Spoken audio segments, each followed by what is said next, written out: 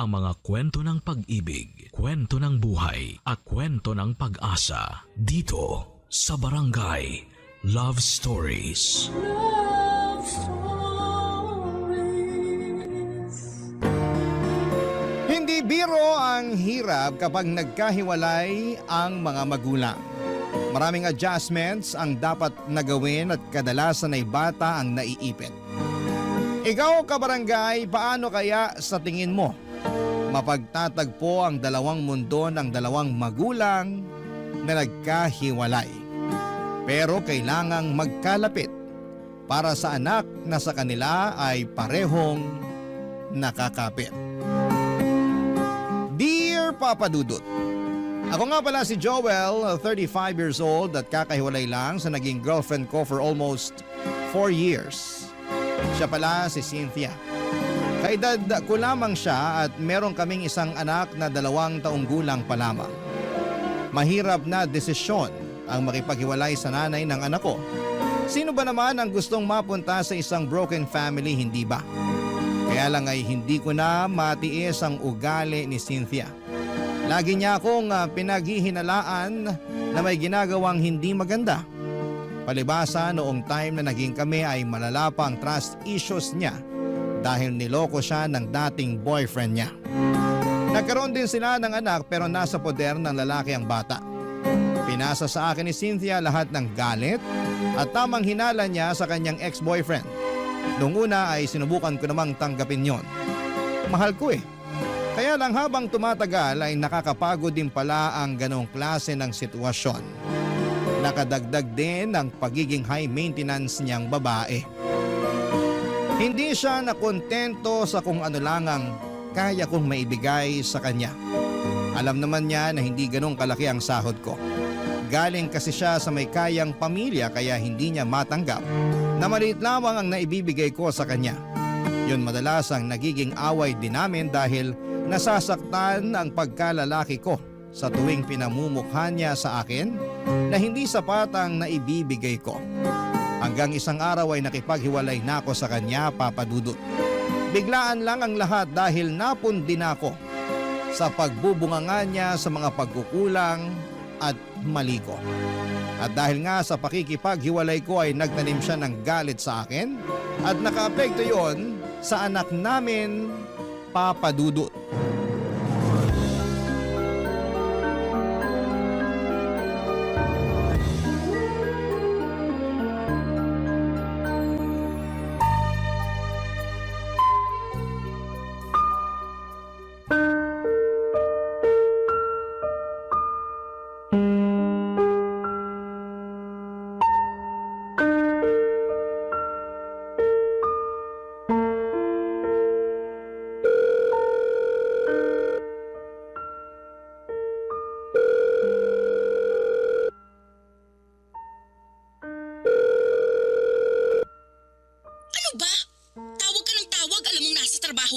Bakit kasi ayaw mong sagutin ang tawag ko? Last week pa ako tumatawag eh. Kahit sana i-text mo man lang ako. Para saan pa? Hiwalay na tayo, di ba? Oo, hiwalay na tayo. Pero may anak tayo. Eh ano ngayon? Pwede bang maging mature ang usapan natin? Para na lang sa anak natin. Para sa anak natin? Sana naisip mo yan bago ka nakipaghiwalay sa akin. Hindi ko na kasi kaya ang ugali mo. Gustuhin ko mang magstay para sa anak natin. Pero nahihirapan na ako. At akala mo madali para sa akin na makisama sa ugali mo? O sige na, mali na rin ako. Tatanggapin ko na lang yun para sa anak natin. Puro ka na lang para sa anak natin, pero hindi ka naman nagpapakatatay sa kanya. Anong hindi? Sinusubukan ko naman dati pa. Hindi ako nagkulang sa sustento. Kulang na kulang ang sustento mo. Hindi sapat ang binibigay mo. Yan! Yan mismo ang dahilan kung bakit umayaw ako sa'yo. Hindi ka marunong makontento. Sino bang makukontento sa maliit na sustento mo? Alam mo kung magkano lang ang kinikita ko. Maliit na nga lang ang natitira sa akin. Sakto lang para may pangbili ako ng toothpaste at deodorant ko. Halos sa inyong mag-ina na pupunta lahat ng sahod ko. Dapat lang namang mapunta sa amin yun dahil obligasyon mo kami. At para sabihin ko sa'yo, dapat hindi ka nakukontento sa maliit na sahod mo lalo't pamilyado ka na. Dapat nag-e-effort ka pa rin para maghanap ng trabaho na kayang bumuhay sa amin. Ginawa ko naman yun pero walang tumanggap sa akin kasi hindi naman ako nakapagtapos ng pag-aaral. Kaya hindi ko rin maiwan tong trabaho ko kasi ito lang ang tumanggap sa akin kahit hindi ako college graduate. Ang dami mong dahilan talaga. Hindi ka na uubusan. Gusto ko lang depensahan ang sarili ko. Cynthia, magkaayos na tayong dalawa para sa anak natin. Maging maayos naman na sana ang pakikitungo natin sa isa't isa kahit hindi na tayo nagsasama. Huwag mong asahan na magiging maayos ang pakikitungo ko sa'yo kasi galit pa rin ako sa'yo. Baka naman pwedeng isang tabi mo man lang yung nararamdaman mong galit sa akin para naman makasama ko rin ang anak natin. At sinong nagsabi sa'yo na gusto ko pang ipakita sa'yo ang anak natin? Cynthia, ako ang ama niyan. May karapatan ako sa kanya. Tinanggal mo na ang karapatan mo sa kanya nung iniwan mo ko. Huwag naman ganyan, please. Gusto ko makasama ang anak natin. Huwag mong ipagkait sa kanya na magkaroon ng isang ama. Hindi ka maayos na ama. Kaya ayos lang kahit wala ka sa buhay niya. Hindi man ako naging mabuting karelasyon sa paningin mo, pero hindi mo pwedeng sabihin na hindi ako naging mabuting ama sa anak natin. Parehas lang yun. Kung gusto mong maging mabuting ama sa kanya, sana naging mabuti ka rin sa nanay niya. Kaso hindi. Iniwan mo ako kahit ang dami kong tinis sa mga pagkukulang mo. Cynthia! Huwag ka na ulit tatawag sa akin, Joel, ha? Hindi mo na pwedeng makita ang anak natin. Tapos na tayo, di ba? Tapos na rin ang koneksyon mo sa anak natin. Mangiyak-ngiyak ako sa katigasan ng loob ni Cynthia mula noong nagkahiwalay kaming dalawa, Papa Dudut. Pinagdamot na niyang makita ko ang anak namin. Nakiusap ako ng ilang beses para lamang ipasilip man lamang niya sa akin ang bata kahit nga video ko lamang sana, pero ayaw niya. Nangutang ako ng malaking halaga para ibigay yon kay Cynthia pero tinanggihan niyang tanggapin yon. Hindi pa rin daw yon sapat. Ayaw niya talaga akong patawarin. Alam kong pinipersonal na lamang niya ako dahil sa pakikipaghiwalay ko sa kanya. Sinubukan kong lapitan ang mga kaibigan niya na nakilala ko at nakiusap sa kanila na baka pwedeng kausapin nila si Cynthia para lumambot na ang puso niya. Lahat sila'y walang nagawa, naging dahilan din yon para kagalitan niya ang mga kaibigan niya. Kaya mula noon ay hindi ko na sinubukang lapitan pa isa man sa mga malalapit sa kanya para maging tulay sa muling pagkikita namin ng anak ko. Napakasakit na hindi makita ang anak ko, siya na lamang ang buhay ko. Siya ang dahilan kung bakit nagawa kong tiisin ang ugali ni Cynthia dahil gusto kong buo kami. Pero may limitasyon din ang pasensya ng isang tao at sa huli mas pinili kong lumayo na lamang kay Cynthia kaysa naman sarili kong peace of mind ang mawala. Mas naging payapa ang buhay ko noong nagkahiwalay kaming dalawa. Pero malungkot ako dahil gusto kong makasama ang anak ko. Kaya lang ipinagkakait sa akin ni Cynthia. Palagi ako nakatambay sa subdivision kung saan ay nakatira si Cynthia. Mabuti na lamang at may kaibigan akong nakatira doon kaya malaya akong nakakapasok. Panay ang silip ko sa bahay ni Cynthia sa pag-asang makikita ko kahit saglit lang ang anak namin. Pero bigo ako. Isang araw hindi ko na natiis. Kumatok na ako sa bahay para personal na siyang harapin. Bala ko nang makiusap noon sa kanya ng harapan. Pero ibang humarap sa akin nang bumukas ang kanyang pinto. Papa Dudut.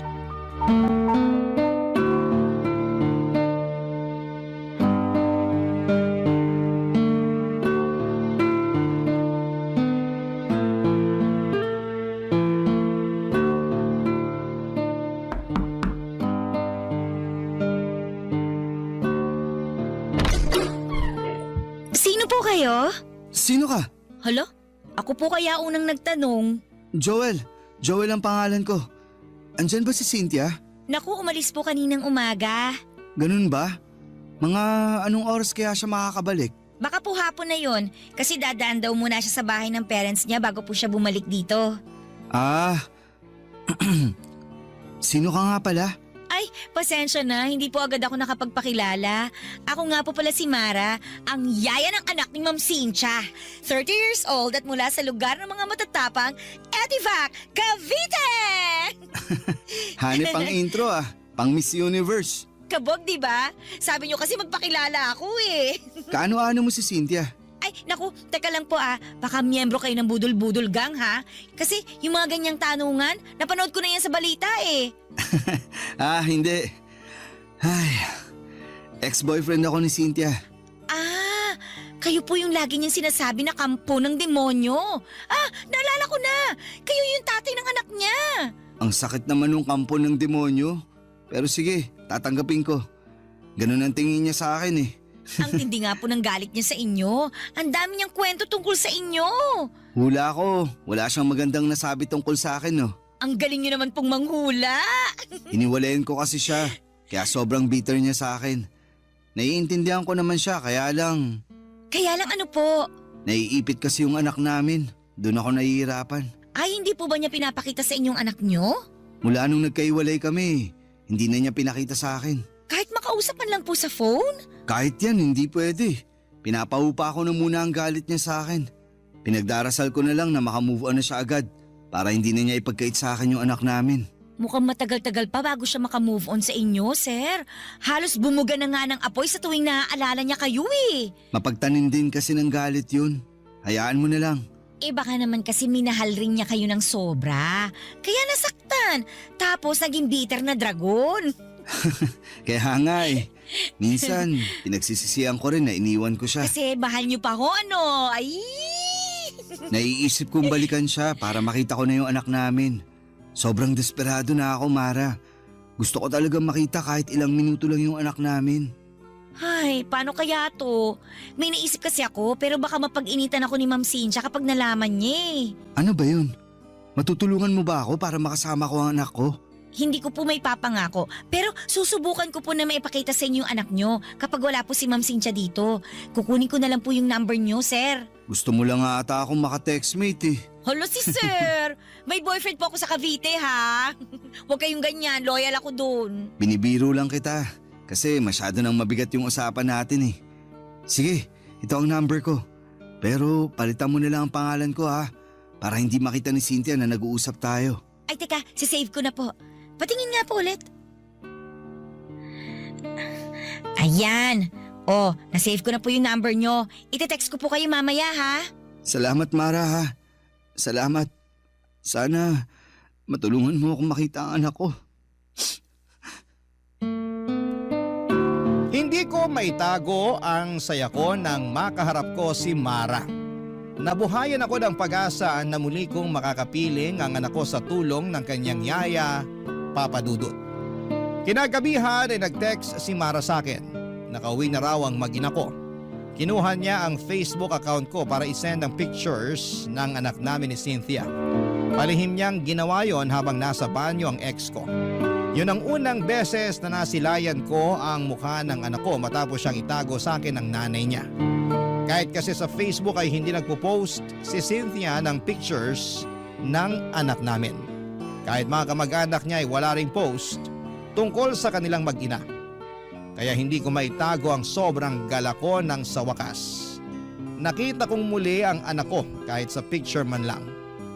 Sinabi sa akin ni Mara ang schedule ni Cynthia. Pinapadaan niya ako sa Webes dahil buong araw daw na wala si Cynthia dahil pupunta siya ng Pampanga para sa trabaho niya. May conference daw sila roon at gabi na siyang makababalik ng Maynila. Agad ako nag-leave ng trabaho para makasama ko ang anak namin. Pinaghandaan ko yon, bumili ako ng mga pagkain para sa kanya pero pinagbawalan ako ni Mara na bumili ng laruan para hindi makahalata si Cynthia. Sinabi rin niya na sapat na ang pagkain lang ang dalhin ko. Yung mauubos lang sana sa araw ng pagdalaw ko. Tinulungan ako ni Mara para makapagtago ng maayos kay Cynthia. Dahil oras na malaman ni Cynthia na nakakasama ko ang anak ko, ay baka mas lalo lamang siyang gumawa ng paraan para ilayo siya sa akin. Hindi ko yon makakayanan, Papa Dudut. Kaya buong ingat kami ni Mara sa mga pagpunta ko roon. Para kahit kaunti ay hindi maghinala si Cynthia sa ginagawa naming lihim na pagkikita, Papa Dudut. Barangay Love Stories. Barangay Love Stories. Papa Dudut, tubong Cavite nga si Mara. Sa mga sumunod na araw na pagdalaw ko ay marami na akong nalaman sa kanya. Meron na pala siyang anak na 6 years old mula sa kanyang ex-boyfriend. Nasa Cavite ang bata at nadadalaw niya kapag day off niya tuwing Sabado hanggang Linggo ng tanghali. May boyfriend din siya na kasama na niya sa bahay nila sa Cavite. Yun daw ang nag-aalaga ng anak niya. Mabait daw ang boyfriend niya at wala siyang masabing hindi maganda roon dahil siyang tumayo bilang ama ng anak niya. Nakita ko naman kung gaano niya pinagmamalaki ang boyfriend niya. Isang bagay na hindi nagawa sa akin ni Cynthia noong kaming dalawa pa lamang. Kinakahiya kasi niya ako noon dahil nga mas malaki ang kinikita niya at galing pa siya sa mayamang pamilya. Natatandaan ko pa, noong mga unang buwan na magkarelasyon kami ni Cynthia ay gusto niya sa dating kondo niya lamang kami magkasama. Ayaw din niyang mag-post kami ng picture na magkasama. Nasasaktan ako noon pero prangka naman niyang inamin sa akin na hindi ako gusto ng pamilya niya dahil may kaya nga sila sa buhay. Pero kahit na ganoon ay pinaparamdam naman sa akin ni Cynthia na minamahal niya ako. Pero atras abante lang din talaga siya sa relasyon namin. Dahil bukod sa sulsol ng kanyang pamilya ay dumagdag pa ang trust issues niya sa akin kahit na wala naman akong ginagawang kalokohan. Kahit na hindi naging maayos ang trato niya sa akin ay never ko siyang niloko. Yun naman ang may pagmamalaki ko sa kanya hanggang dulo. Kaya lang ay hindi naman niya yon pinakinggan dahil para sa kanya pare-parehas ng lahat ng mga kalalakihan.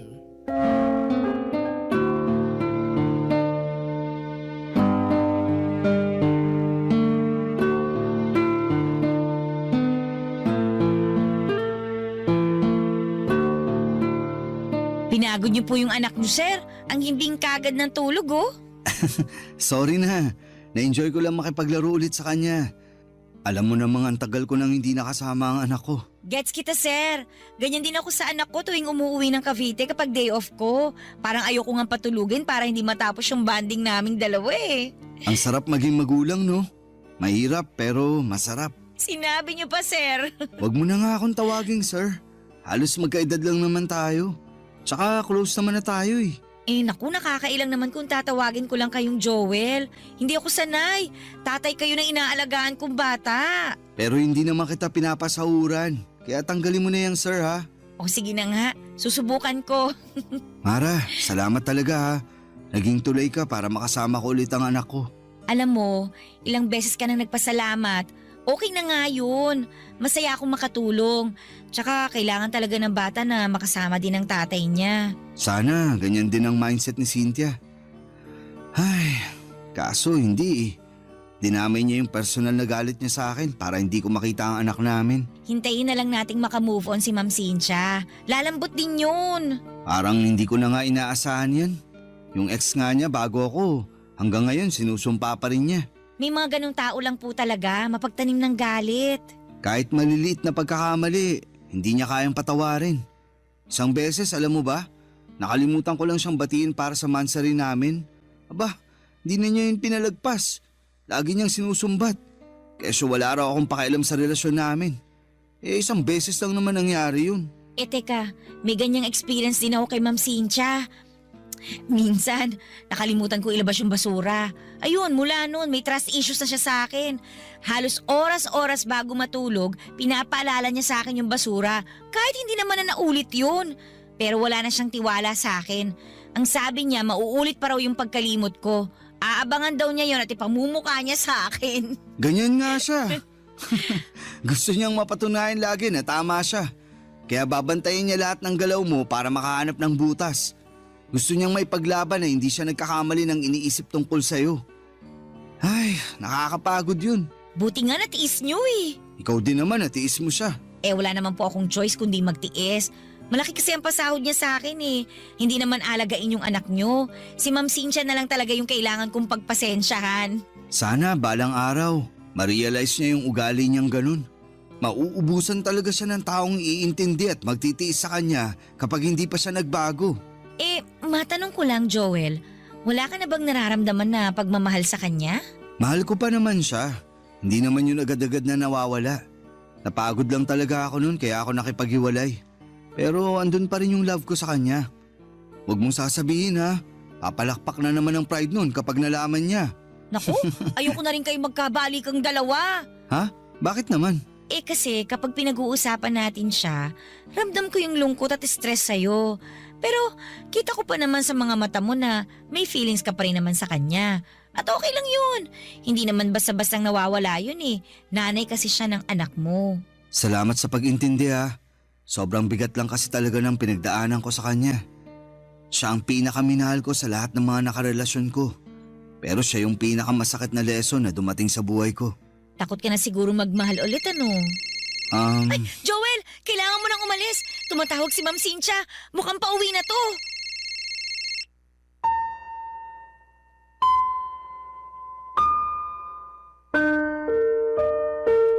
Nagpanik kaming dalawa ni Mara dahil nabaga ang pag-uwi ni Cynthia. Pinagdadampot ko na lamang lahat ng kalat at pagkain na pinagsaluhan namin ni Mara at ng anak ko bago ako lumabas. Nagmadali akong pumunta sa bahay ng kaibigan ko sa subdivision na yon. Doon muna ako magpapalipas bago ako mag-book ng masasakyan. Kailangan munang makauwi ni Cynthia bago ako lumabas ng subdivision para hindi kami magkasalubong na dalawa. Ganon na kasi ang sistema namin. Napakiusapan ko naman ang kaibigan ko. Naintindihan niya ang sitwasyon ko, lalo't saksi siya sa naging relasyon namin ni Cynthia. Tinitext na lamang ako ni Mara kung nakarating na ba si Cynthia sa bahay niya at saka na ako aalis ng subdivision. Ilang buwan na rin na naging ganon ang kalakaran namin. And so far ay hindi naman kami nahuli. Madalas kaming nagkakausap ni Mara para humingi ng update sa anak ko. Ang sabi nga ni Mara, halos hindi rin maharap na asikasuhin ni Cynthia ang anak namin dahil subsob ito sa pagtatrabaho kaya madalas silang dalawa ni Mara ang magkasama. Laging nagkukulong si Mara at ang anak ko sa kwarto niya at doon nagvi-video call kami ng palihim. Habang naglalaro ang anak ko, naka-on lang ang video para makita ko siya. Mabuti na lamang at tahimik ang anak ko kapag nakaka-video call ko siya. Araw-araw ay gano'n ang mga nangyayari. Siguro isang pasasalamat din na naging busy si Cynthia sa trabaho niya para kahit sa video call man lang ay makita ko ang anak ko. At syempre, hindi siya makakahalata sa sitwasyon namin. Isang Sabado, nag-message si Mara sa akin. Hindi raw siya nakauwi ng Cavite dahil may bigla ang meeting si Cynthia. Kaya pinapunta niya ako doon. Sakto namang day off ko kaya may oras ako para pumunta doon. Bumili ako ng pagkain para sa anak ko at rosas naman para kay Mara bilang thank you ko sa kanya sa mga ginagawa niya para sa aming mag-ama, Papa Dudut.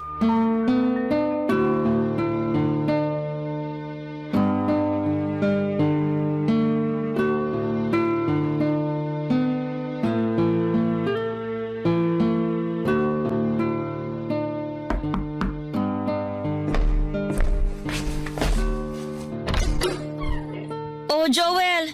Pasok ka na. Sakto, kaalis lang din ni Ma'am Cynthia. Hindi ka na nga ako mapaaga ng dating eh. Nag-shortcut ba naman yung taxing nasakyan ko kanina?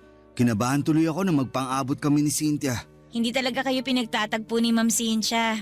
Ayos na yun. Sana palagi na lang umahin ng tadhana sa akin. Bumili nga pala ako ng rosas para sa'yo. Ito. Nako, nag-abala ka pa.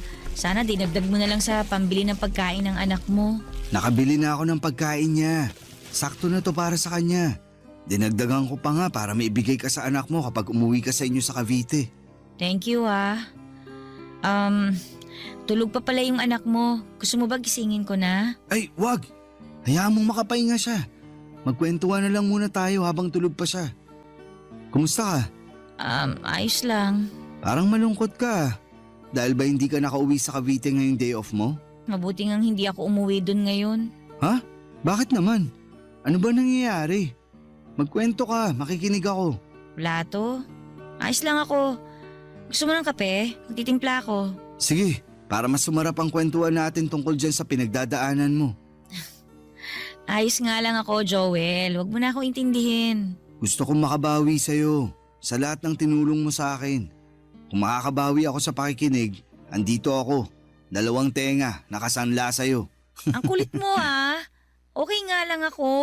Kahit sinasabi mong okay ka, halata naman sa mga mata mong hindi. Di tama nga ako. Ay, ano ba nangyari? Kasi nakikipag-iwalay na sa akin yung boyfriend ko eh. Sabi niya, hindi na daw niya kaya na 1 beses lang sa 1 linggo kami magkita. Natatakot daw siya na baka may makilala ako dito sa Maynila. Napipili niya ako kung trabaho ko raw o siya. Anong sinabi mo? Sabi ko pag-iisipan ko. So may chance na iwan mo ang trabaho mo rito para sa kanya? Oo, kasi mahal niya yung anak ko eh. Mabait naman siya. Mahal mo ba? Parang. Hindi mo naman pala mahal, pero bakit nagstay ka sa kanya? Kasi bihira na lang yung maayos na karelasyon ngayon eh. Maswerte ako na nakilala ko siya kasi minahal niya ako tapos damay pa yung anak ko. Naiintindihan kita. Nakakalungkot lang kung sakaling pipiliin mong iwan tong trabaho mo para sa kanya. Hindi pa naman ako sigurado sa magiging desisyon ko. Gusto ko pa rin naman tong trabaho ko. Lalo na't napamahal na rin sa akin yung anak niyo ni Ma'am Cynthia. Salamat ha. Bilang magulang, masarap sa pandinig yung sinabi mo. Napakaswerte ng boyfriend mo sa'yo. Sana lang huwag kanyang i-pressure na mamili. May karapatan ka pa rin namang magdesisyon para sa sarili mo. Thank you ah. Pwede bang payakap? Parang kailangan ko lang kasi ngayon. Sige. Halika rito. Kailangan ko rin naman ng yakap ngayon eh. Papadudot, nagkayakapan kami ni Mara. Inakala kong sandali lang yon para medyo gumaan ang pakiramdam niya. Pero hindi siya kaagad bumitaw. Nakayakap siya ng mahigpit sa akin at kasabay noon ay nadinig ko ang pag-iyak niya. Halatang naguguluhan at nahihirapan siya sa problemang kinakaharap niya. Aaminin ko na pagyakap niyang yon ay may naramdaman akong kakaiba. Nakaramdam ako ng init sa katawan ko. Lalo na noong dinidikit pa niya ang bandang dibdib niya sa akin. Papadudo, tinawakan ko ang kanyang buhok at hinaplos-haplos yon para doon mabaling ang atensyon ko at hindi ako makagawa ng hindi maganda. Pero sa ginawa kong yon ay mas lalong dumikit sa akin si Mara. At nang kumala siya sa pagkakayakap sa akin ay agad niya akong hinalikan. Ako naman, papadudot, ay nagpaubaya. May nangyari sa aming dalawa sa sala ng bahay ni Cynthia. Mabilis lamang yon dahil natakot din kami na biglang dumating si Cynthia. Nang matapos kami, nakayaka pa rin si Mara sa akin at sinabing yon ang unang beses na nakaramdam siyang muli ng saya. Sa piling ko lang daw niya naramdaman yon. Napangiti ako at aaminin kong magaan din ang loob ko kay Mara at nakikita ko siyang mabuting tao base na rin sa kanyang pananalita at kung paano niya kami asikasuhin ang anak ko. Pagkatapos noon ay tinawagan niya ang boyfriend niya at sinabing hindi na niya iiwan ang trabaho niya sa Maynila. Nakaramdam ako ng tuwa sa mga nalaman ko. Dahil kahit papaano, may magiging paraan pa rin ako para makasama ang anak ko. Dahil syempre oras na umalis si Mara ay mapuputol na ang pagkikita namin ng anak ko, Papadudot. Barangay Love Stories. Barangay Love Stories. Nakipaghiwalay na nga ang boyfriend ni Mara sa kanya, Papadudot. Mabilis lang naman yung tinanggap ni Mara dahil alam niyang hindi naman niya mahal ang lalaking yon. Alam niyang nadaan lamang siya sa kabutihan nito at sa ipinakita niyang pagmamahal sa anak niya. Doon na kami malayang nagkaroon ng lihim na relasyon. Yun nga lang ay nilihim namin ang lahat ng yon hanggat hindi pa natatanggap ni Cynthia ang hiwalayan naming dalawa. Hindi ko pwedeng sabihin sa iba ang namamagitan sa pagitan namin ni Mara. Alam kong mas lalo lang magtatanim ng sama ng loob sa akin si Cynthia kapag nalaman niyang kasambahay niya ang pinatos ko.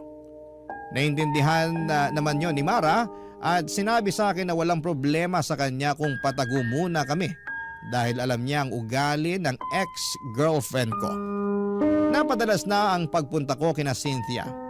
Kahit andon si Cynthia ay nagagawa ko pa rin makipagkita kay Mara.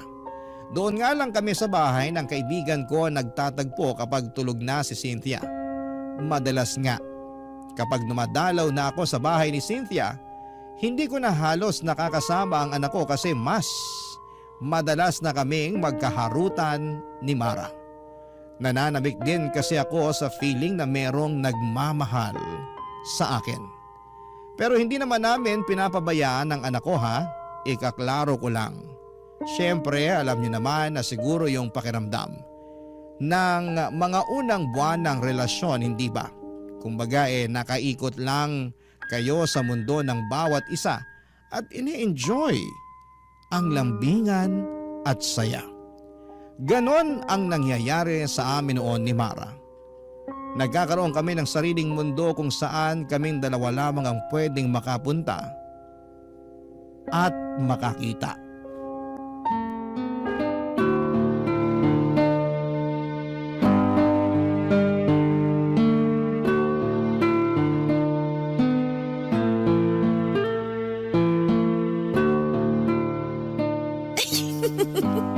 Huwag mo naman masyadong pisilin yung tabako sa tiyan. Huwag mo na akong pigilan.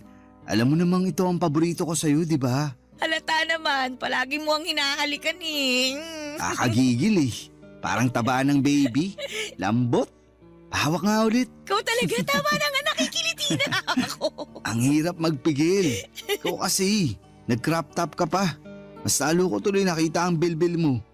Teka nga, magja-jacket na lang muna ako para tumigil ka na. Wag na. Ganyan ka na hanggang kabagin ka. Panindigan mo na lang ang crop top mo. Huwag tayo masyado maingay kasi baka mamaya magising pa yung anak mo. Ayos lang yun. Para makita niya kung gaano kasaya ang tatay niya. Masaya ka ba talaga? Oo naman. Mula nung dumating ka, nakakasama ko na yung anak ko. Tapos, may pabonus ka pang bilbil na pinanggigigilan ko. Ayaw mo na talagang lumayo sa usapang bilbil ha? Paano ba ako makakalayo? Laging nakadikit ang bilbil mo sa akin. Para maramdaman ko kung paano kang nag-iinit sa akin.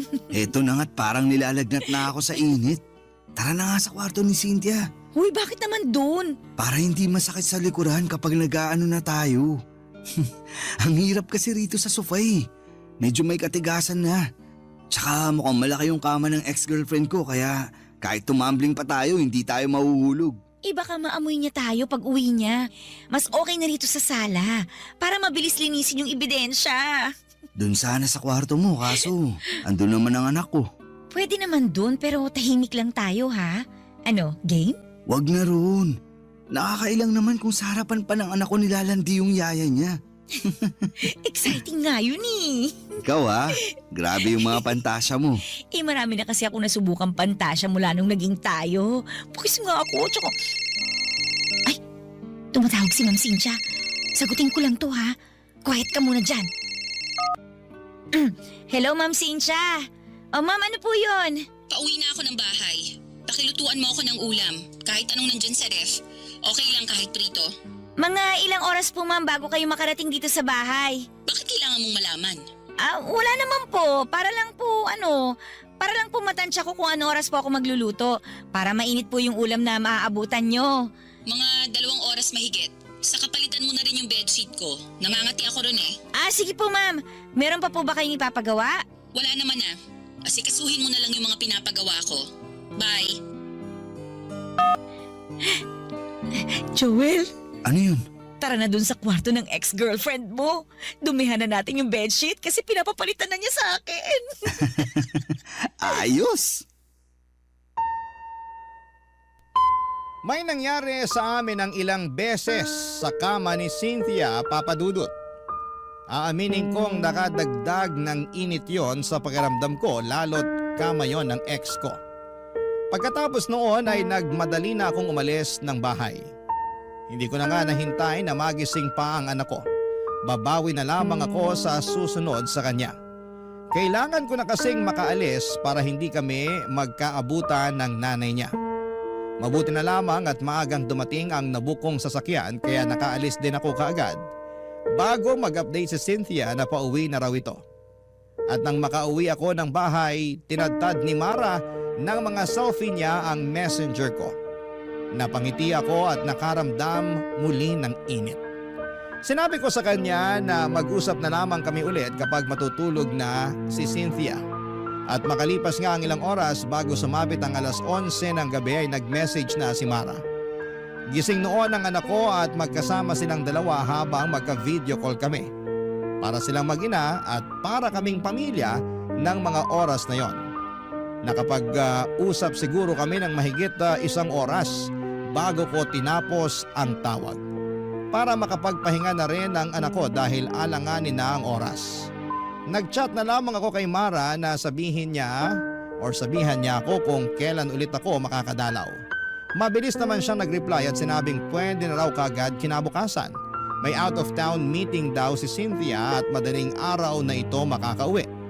Natuwa ako noon dahil mas mahaba ang oras na makakasama ko na si Mara at ang anak ko. Kaya naman natulog na ako kaagad para maaga akong makabili ng mga pagkain nilang dalawa sa pagdalaw ko, Papa Dudut.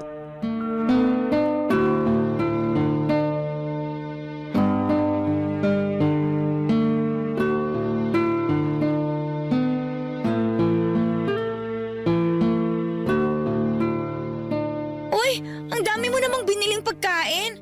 Gusto mo talagang kumapal pang bilbil ko, ha? Sakto lang yan para sa buong araw natin. Madaling araw pa talaga ang uwi ni Cynthia, di ba? Sabi nga niya baka bukas na raw ng tanghali ang uwi niya eh. Uy, ayos ah. Baka pwede pa ako makatulog dito nun. Para may experience ko namang matulog buong gabi kasama kayo ng anak ko. Gusto ko rin naman yun. Yaan mo, kapag lumamig na ang lahat, magagawa na natin yan. Sa ngayon, magtago lang muna tayo. Buti ka pa. Ang lawak ng pangunawa mo. Sana ganyan din si Cynthia. Wow! Cynthia! Ma'am! Akala nyo ganun ako katanga para hindi makahalata? 1 buwan ko nang alam ang ginagawa nyo. Palihim ako naglagay ng CCTV dito sa bahay, lalo na sa kwarto ko. Huminahon ka muna. Huminahon? May oras pa ba ako para gawin yon? Eh punong-puno na ako ng galit sa inyong dalawa. Ma'am, sorry po. Sorry saan? Sa pagpapapasok ng ahas dito sa bahay ko? Ay teka, ikaw pala ang ahas na pinapasok ko rito. Huwag mo siyang pagsalitaan ng ganyan. Ako ang may kasalanan. Ako ang namilit na ipakita niya sa akin ang anak natin. Anak lang ba natin ang gusto mong makita, Joel? Base sa mga CCTV footage na nakita ko, parang masabik kang mayakap at mahiga sa kama yung yaya ng anak mo. Grabe rin! Ginawa niyo pa sa kama ko ang kababuyan niyo. Sorry, pero ikaw naman kasi. Ako na naman ang mali, Joel. Nakikita mo ba kung anong ginawa mo? Mas lalo mong sinira ang tiwala ko sa'yo. Kung sa una pa lang sana hindi mo na ipinagdamot ang anak ko sa akin, edi hindi sana tayo aabot sa ganito. Pinapatikim ko lang sa'yo ang epekto ng pag-iwan mo sa akin. Sinabi ko naman sa'yo na huwag mong idamay ang anak natin sa problema natin pero… Sa ayaw at gusto mo, madadamay talaga ang anak natin. Lalo na ngayon, ang bababoy nyo. Habang nasa kabilang kwarto ang anak natin, nagawa mo pa talagang patungan ng yaya niya, Joel? Anong klaseng pag-iisip ang meron ka? Bakit init ng katawan ang pinapairal mo? Kasalanan ko po, Ma'am Cynthia. Huwag niyo pong sisihin si Sir Joel. At ngayon, Sir Joel ang tawag mo sa kanya? Patapos kang maghubad sa harapan niya? Iba ka rin ha? Nagmamahalan lang po kaming dalawa. Walang masama sa ginagawa namin. Nagmamahalan? Walang masama? Sigurado ka? Habang wala ako sa bahay na to, pinagkatiwalaan kita, Mara. Ang biling ko sa'yo, wag na wag kang magpapapasok ng ibang tao. Pero sinunod mo ba yon? Hindi. Sabihin mo ngayon sa akin kung walang masama sa ginawa mong yon. Hindi mo na nirespeto ang bahay ko. At hindi mo rin ako nirespeto. Sorry po, Ma'am. Hanggang sorry ka lang talaga, no? Tama na, Cynthia. Pag-usapan na lang natin to. Sige, pag-usapan natin to. Kasi ang dami ko nang naipon sa puso kong galit sa'yo eh. Baka sakaling gumaan kapag sinumbat ko na sa'yo lahat. Kapal ng mukha mo, Joel. Ang dami mong pagkukulang sa akin noon. Pero pinilit kong tanggapin ka. Kasi naniniwala ako na ikaw yung makakabuti para sa akin. Lalo na nung nabuntis mo ko. Pero anong ginawa mo? Nung time na gulong-gulo ko sa mga nararamdaman ko, iniwan mo ko. Pinabayaan mo ko. Hindi mo alam kung gaano kasakit sa akin na isipin yung future na hindi ka namin kasama ng anak mo. Hindi mo alam kung gaano kasakit sa akin na isipin na nagmamahal ka na ulit ng iba tapos makakalimutan mo na kaming mag-ina. Hindi naman mangyayari yun. Nagkaiwalay tayo pero hindi naman ibig sabihin ipababayaan ko na kayo. Mag-ina ko pa rin kayo at parte na kayo ng buhay ko. Mahal kita, Cynthia.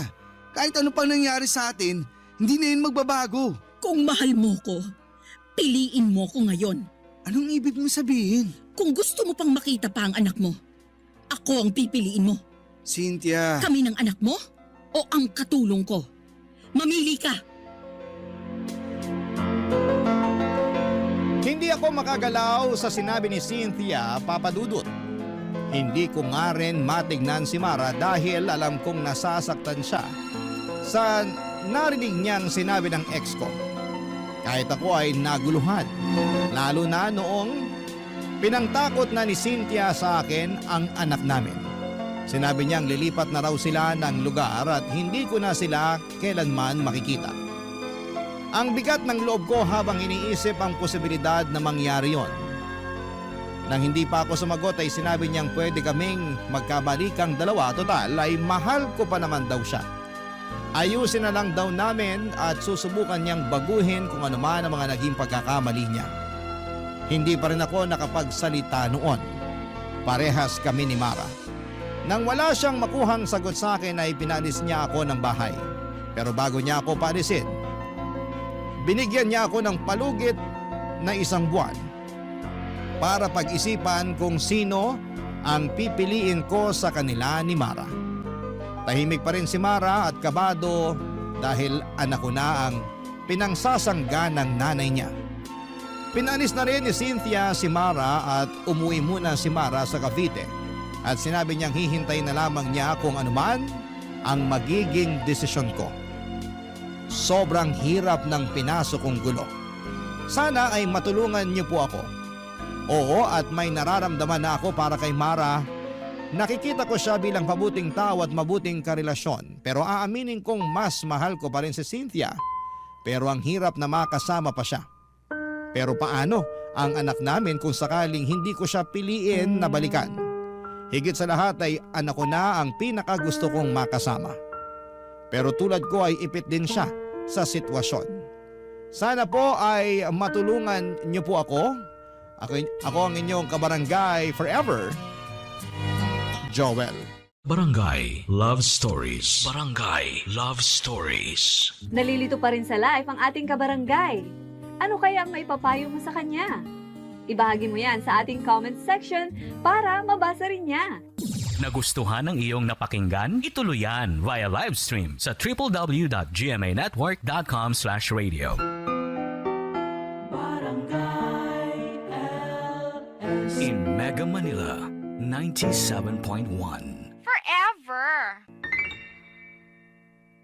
Ang mga kwento ng pag-ibig, kwento ng buhay, at kwento ng pag-asa dito sa Barangay Love Stories. Love Stories. Ang pag-ibig na wagas ay hindi sumusuko sa pagsubok. Hindi ito nakabase sa yaman o karangyaan, kundi sa tunay na damdaming handang magsakripisyo kahit anong unos pa ang dumaan. Ikaw, kabarangay, sa panahon ng hirap at ginhawa, kaya mo rin bang ipaglaban ang ganitong klase ng pag-ibig?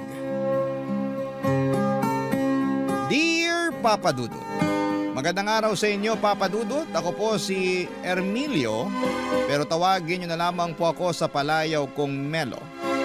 45 years old na ako at 15 taon na sa serbisyo bilang isang gwardiya sa isang bangko dito sa Pampanga. Sa loob ng 15 years na yon ay paulit-ulit na ang naging gawi ko sa araw-araw. Palaging bahay, trabaho at tuwing day off naman ay nakikipag-inuman ako minsan sa mga kumpare ko. Panggabi ako sa trabaho at dahil ako ang bantay sa bangko tuwing sarado ito ay wala akong ibang ginawa. Buong magdamag kundi ang manood lang ng pelikula online habang hinihintay ang pagsapit ng umaga. Halos maubos ko na nga ang lahat ng mga action movie na available online. Kapag naman hindi ko trip ang manood ay nakikinig ako sa mga kwento ninyo para hindi ako antukin, Papa Dudut.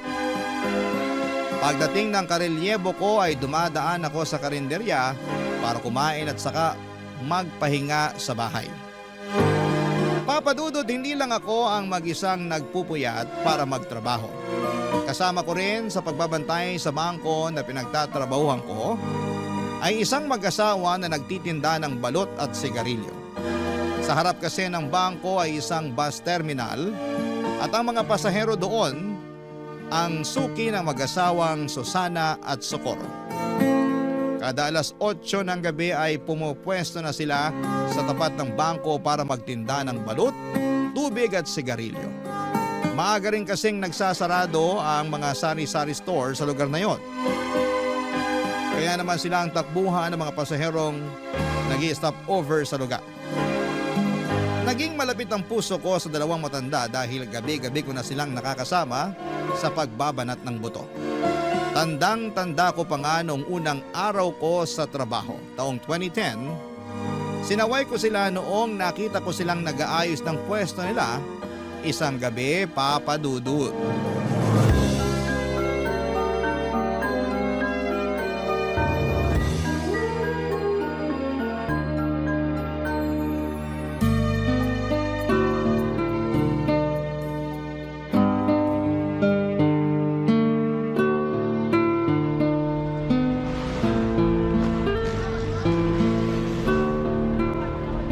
Itali mo ng maayos yung payong para hindi liparin.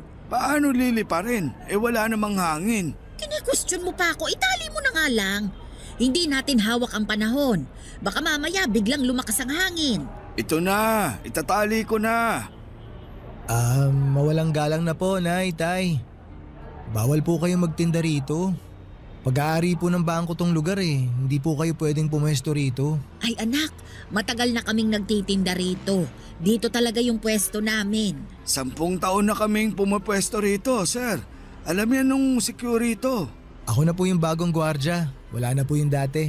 Wala na si Rudy? Bakit? Anong nangyari sa kanya? Lumipat po siya ng agency. Di na raw po niya kaya magpuyat. Ganun ba? Hindi ba niya nabanggit sa'yo na may pumupwesto rito para magtinda? Hindi po eh. Hanggang alas 4 lang naman kami dito, sir. Bago pa magbukas yung bangko, wala na kami rito. Kaso po ngayon, mas maigpit na yung patakaran. Bawal talaga mga nagtitinda sa mismong labas ng entrance eh. Baka mamaya may dumating mula sa head office. Ako po yung mapagalitan. Wala naman sigurong dadalaw sa inyo ng ganitong oras. Gabi na eh. Kahit doon na lang kami sa gilid para hindi makasagabal. Ayos lang ba yon? Ay, sigurado po ba kayo na matagal na kayo rito? Oo, 10 taon na kaming nagtitinda rito. Marami nang dumaang CQ dyan. Lahat sila kilala kami. O sige po, kung pinapayagan naman kayo ng mga dating security dito, hindi ko na po kayo paaalisin. Basta medyo gumilid lang po tayo ha. May CCTV po kasi. Mahirap na, baka mapagalitan ako. Kasi simula ko pa lang po dito sa trabaho. Ay naku, salamat ha. Socorro, ilipat mo na yung mesa sa gilid. Buhatin mo na muna yung lagayan ng balot. Ay, wag nyo na pong ilipat. Diyan na po muna kayo ngayong gabi pero bukas po, doon na kayo sa gilid, ha? Tsaka iwasan po nating magkalat. Bawal din po ang maingay. Opo sir, wala pong problema sa kalat. Nagwawalis kami bago kami umuwi. Wala ring maingay dito. Sige po. Salamat. Ano nga palang pangalan mo anak? Ermelio po. Pero Melo na lang po ang itawag nyo sa akin. Salamat Melo. Wala pong anuman. Kayo po, ano pong mga pangalan nyo? Ako si Susana. Ito naman ang asawa kong si Socorro. Taga rito lang din po ba kayo? Oo, malapit lang kami rito. Diyan lang kami sa may bukana, yung papasok dyan. Ganun po ba? Ilang taon na po kayo? 60 na ako. Ako naman +5. Bale 65 po. Oo, mas matanda ako sa kanya ng 5 taon. Bakit naman po hanggang ngayon nagtatrabaho pa kayo? Hindi po ba dapat nagpapahinga na lang kayo sa bahay nyo? Nako, kung hindi kami magtitinda, saan kami pupulot ng pangkain? Kailangan naming kumita para may pambili kami ng ulam. Wala po ba kayong anak? Meron, marami. 5 silang lahat. Nasaan po sila? Bakit hindi po sila magbanat ng buto? May kanya-kanya na silang pamilya eh. Kami na lang nitong asawa ko yung magkasama sa bahay. Ganun po ba? Di wala na kayong kasama sa bahay niyan. Ay wala na. Kami na lang 2 ni Socorro ang magkasama. Sabi ko nga sa kanya, tumira na lang kami dun sa bahay ng bunso namin eh. Kaso ayaw ng asawa ko. Bakit naman po? Magiging pabigat pa ba kami sa bunso namin? Ay wag na. Kaya naman namin ang sarili namin eh. Nasa 60 na kami pero malakas pa naman kami. Mabuti naman po kung ganun pero dapat sa edad nyo pong yan. Yung natitirang lakas nyo, ini-enjoy nyo na lang po eh. Parang yung nanay ko po, hindi ko na siya pinagtatrabaho ngayon. Maswerte yung nanay mo, sir. Kasi may mabait siyang anak. Kami. Naku itong si Socorro. Sisiraan pa ang mga anak namin. Wala tayong magagawa kung maging mga anak natin ay naghihirap. Pero kahit na, ilang taon natin silang inalagaan tapos iiwan lang nila tayong... Ay nako, katulad ng sinabi ko, wala na tayong magagawa pa. Desisyon nila yon. Relax lang po kayo. Huwag po kayo mag-aaway. Ganito talaga kami magsagutan pero hindi kami nag-aaway. Sige po, maiwan ko na po kayo dyan para hindi ko na po kayo maabala. Kung may kailangan po kayo, doon lang po ako nakapwesto. Doon po banda sa sulok. Salamat anak. Salamat, sir. Huwag niyo na po akong tawaging sir. Melo na lang po. Maliit na matanda si Nanay Susana, maikli ang buhok nito na medyo nakukuba na. Tuwing nakikita ko siya ay parang lagi siyang galit pero kapag kinausap mo na siya ay sobrang palatawa siya at madaldal. Ang asawa naman itong si Tatay Socorro ay payat at maliit din katulad ni Nanay pero malakas pa rin siya. Lalo na sa mga pagbubuhat ng mga inilalako nila. Mas mahiyain si Tatay Socorro kesa kay Nanay Susana pero mas naging close ko si Tatay dahil pareho kaming mahilig manood ng action movies. Naawa ko sa sitwasyon ng mag-asawa. Kaya naman hinayaan ko na lamang silang pumwesto sa harapan ng bangko. Total ay gabi naman na at sarado na ito. Nung una ay taga-masid lamang ako sa dalawa, si Tatay Socorro ang unang nagbabantay sa pwesto nila. Mula alas 8 ng gabi hanggang alas 12 ng madaling araw ay nakaupo siya sa lumang plastic chair at binabantayan ang tinda nilang balut, tubig at sigarilyo. Samantala ay natutulog naman sa likuran nito si Nanay Susana. Nakapwesto siya sa bisikletang may sidecar na siyang gamit-gamit nila sa pagbibitbit ng kanilang lamesa at malaking payong para hindi sila mahamugan. Pagsabit naman ng hating gabi ay papalitan ni Nanay Susana si Tatay Socorro sa pagbabantay para makapagpahinga ang asawa niya. Siya ang nagbabantay hanggang sa alas 4 ng umaga. Siya na rin ang nagwawalis ng mga kalat at nagliligpit ng mga gamit nila. Sa kanya gigisingin ang asawa niya para makauwi na sila at makapagpahinga. Hindi nagtagal ay naging malapit din ako sa mag-asawa sa mga sumunod na buwan na pagsama-sama namin sa iisang lugar. Tuwing inaantok ako ay nakikipagkwentuhan ako sa kanila at doon ko nalaman ang love story nila, Papa Dudut.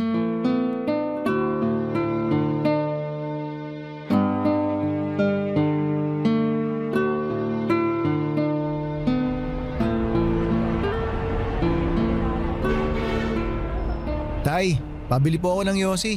Isa lang. Anong yosi mo? Yung mentol po. Heto, 4 bayad niyan ha. Salamat po. Eto po bayad. Nag-yosi ka pala? Opo, pero minsan lang. Lalo na kapag inaantok po ako. Kung gusto mo, may kape ako rito para magising ka. Nagtitinda rin po kayo ng kape? Hindi. Nagdadala lang kami ng kape para kung sakaling antokin makakapagkape kami. Akala ko may binibenta rin kayong kape. Oh, hetong kape. Okay lang po, salamat na lang. Baka po wala ng kape si Nanay mamaya. May extra naman kami. Karaniwan kasi, nakakadalawa ako ng kape. Maraming salamat po ah. Timplahin ko na po itong isa. May maliit na thermos dyan sa may bike. Hanapin mo na lang. Yun po bang nasa tabi ni Nanay Susana? Oo, yun nga. Kunin ko na po. Ay sige, mamaya ako natitimplahin. Sarap po ng tulog ni Nanay. Oo nga eh. Napagod siguro kanina sa bahay. Naglaba eh. Mukhang sanay na sanay talaga kayo sa puyatan ano? Ilang taon na po ulit kayo nagtitinda rito? Nasa 10 taon na rin siguro. Hindi ko na maalala kung kailan kami nagsimula eh. Paano naman po kayo nagsimula? Bakit nyo naisipang magtinda rito? May sari-sari store dati si Susana. Kaso nalugi. Nung umalis sa bahay yung bunso namin, nagpasya yung asawa ko na magtinda na lang ng balot dito sa may terminal. Tapos may mga naghahanap ng sigarilyo. Kaya nagdagdag na rin kami ng sigarilyo tsaka tubig na rin.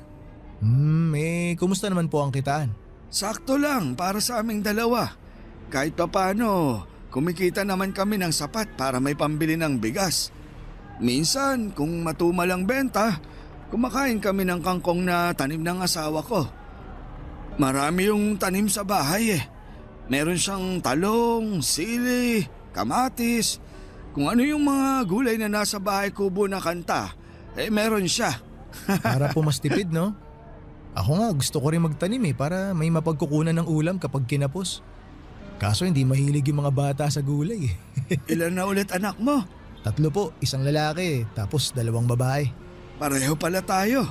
Isa lang din lalaki ko. Tapos babae na lahat. Matanong ko naman po kayo tay.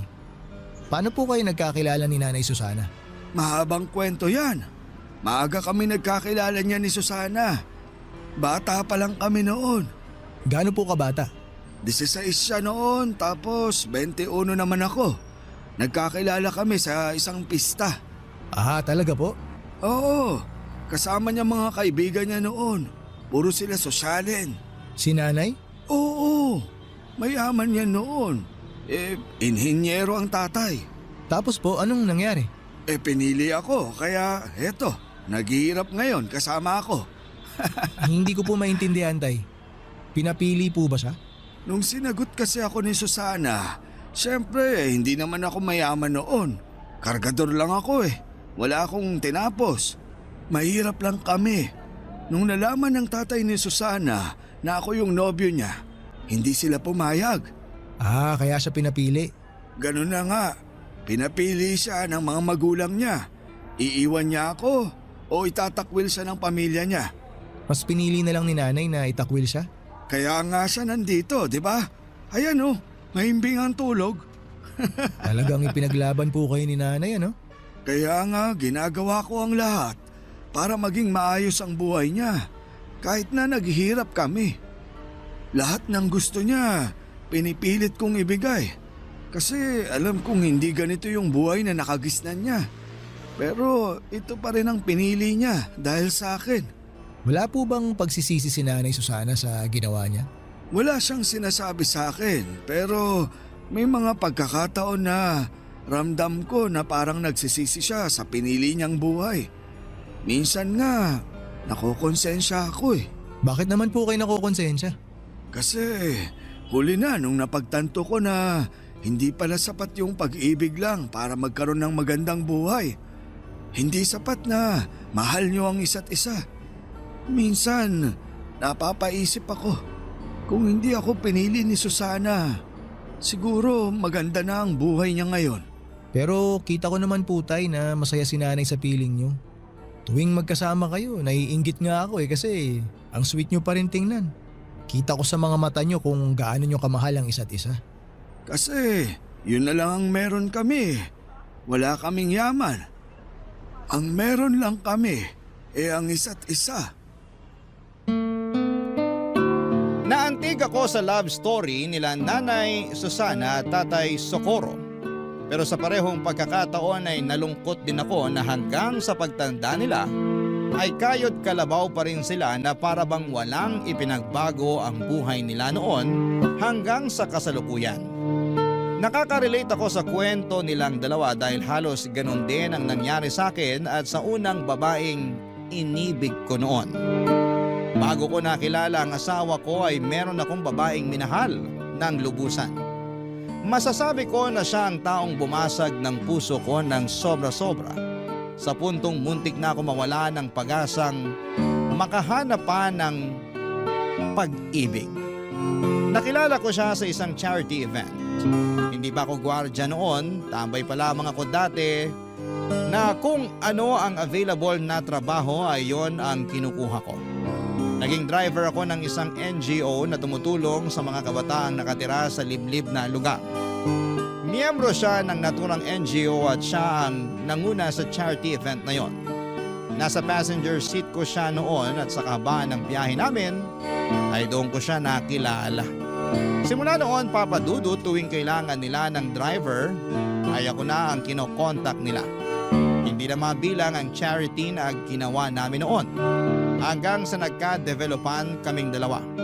Nag-date kami ng ilang buwan hanggang sa sinagot niya ako. Tumagal po ang relasyon namin ng 2 taon pero naging patago ito. Hindi dahil sa kinakahiyaan niya ako kundi dahil alam niyang hindi papabor ang mga magulang niya kapag nalaman nilang ang boyfriend niya ay isang hamak na driver lamang.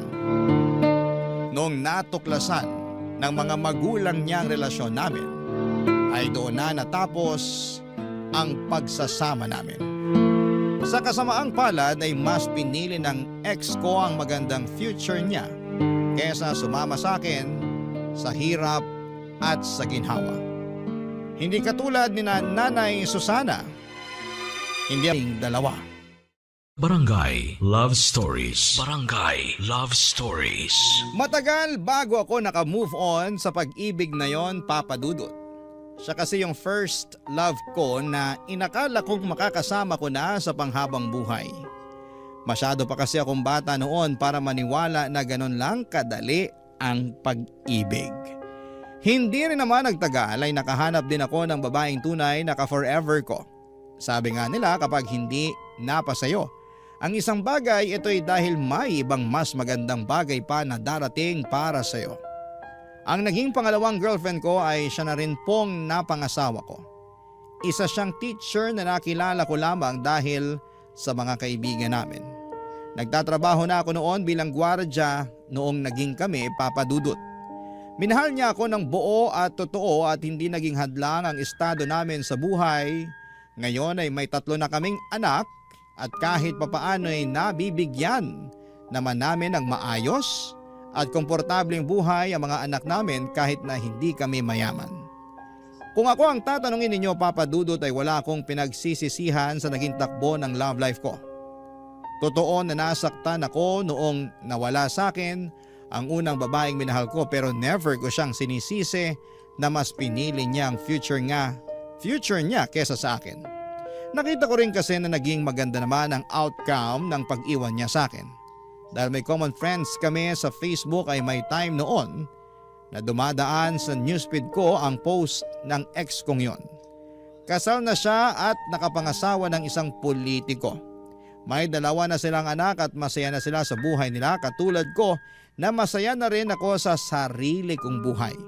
Kaya po natutuwa ako sa kwento ni Nanay Susana at Tatay Socorro dahil pinaglaban talaga nila ang pagmamahala nila. Isang gabi habang tulog si Tatay ay isang bagay ang tinanong ko kay Nanay Susana, Papa Dudut.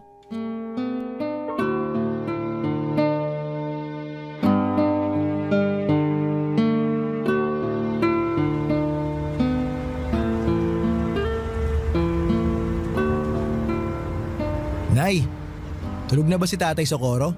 Naku, tulog na. Bakit? Sayang. Nakalimutan ko na pinabaunan pala ako ng misis ko ng pagkain. May dala po akong spaghetti dito tsaka Shanghai na pang midnight snack sana natin. Ako na lang ang kakain. Tutal siya naman ang umubos ng hapunan ko kanina. Tirahan na lang po natin siya para may makain siya mamaya paggising. Mabuti pa nga.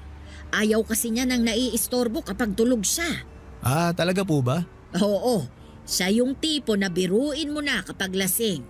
Wag lang kapag naistorbo sa tulog. O sige po, tayo na lang po ang magsalo nitong baon ko. Bakit? May handaan ba sa inyo? Birthday po kasi ni misis. Nagluto siya ng spaghetti para sa mga bata tapos Shanghai. Ay sabihin mo sa kanya happy birthday ha. Makakarating po.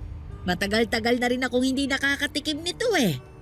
Alam mo, nung bata pa ako, kada kaarawan ko, hindi nawawala itong spaghetti.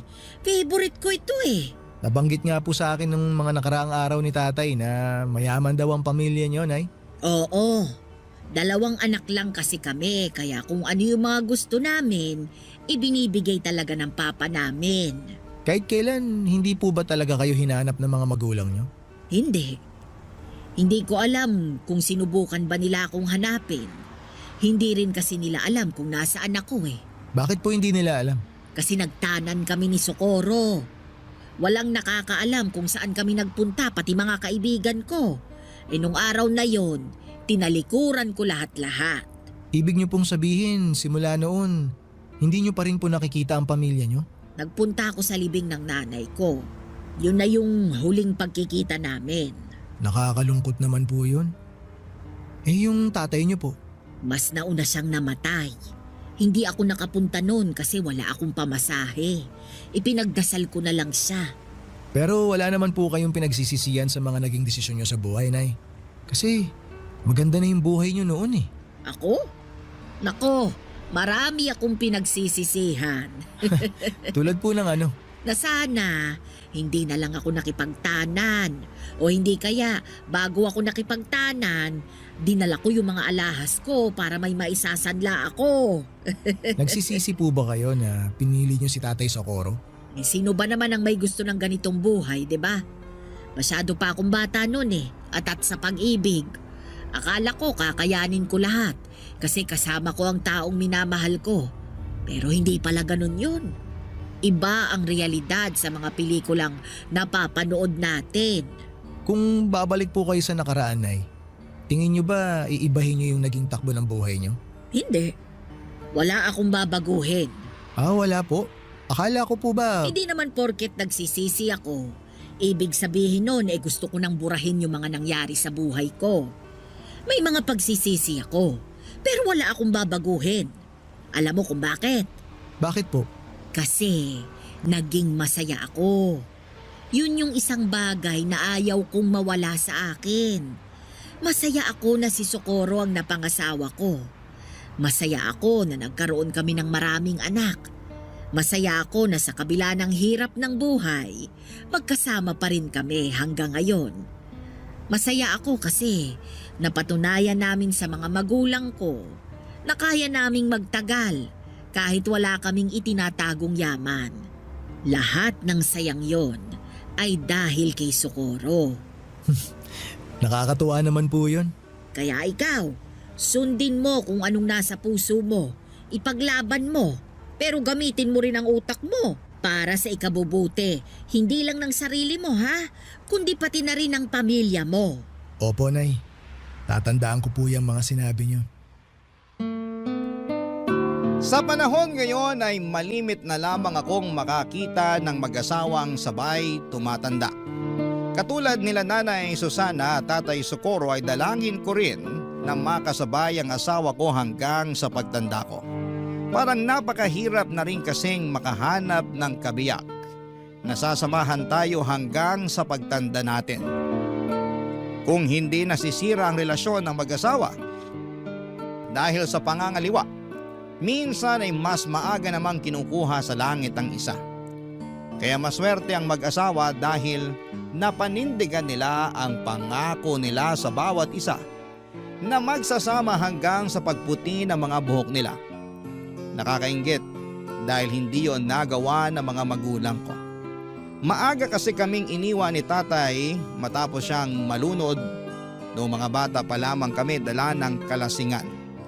Nasa dagat kami noon at nagsiselebrate ng birthday ng kapatid ko. Nagiinuman sina tatay kasama ang mga kapatid nito noong nagpaalam siya para umihi. Makaraan nga ang ilang minuto ay hindi na siya bumalik pa. Noong hinanap namin siya ay nakita siya ng tiyuhin ko na nakadapa sa buhanginan. Ang ulo nito ay nakalubog sa mababang parte ng dagat. Tuwing nakikita ko sina Nanay Susana at Tatay Socorro ay parang natutunaw ang puso ko sa saya. Sila kasi yung klase ng pag-ibig na pinapangarap ng marami. Pag-ibig na nagsimula noong mga bata sila at napanindigan nila hanggang sa tumanda na sila. Sila yung pag-ibig na hindi naranasan ng mga magulang ko at pag-ibig na gusto ko ring maranasan balang araw. Pero sa kabila ng saya na nararamdaman ko para sa pagsasama nilang dalawa, hindi ko rin maiwasang maawa sa kasalukuyang estado nila. Sa edad nilang yon, dapat ay nagpapahinga na lamang sila.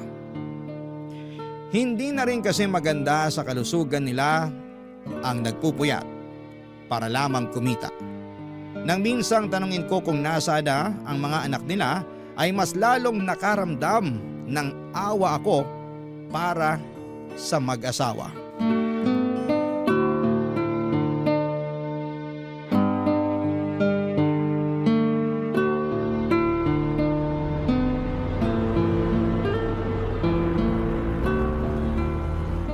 Melo, ano yung pinapanood mo?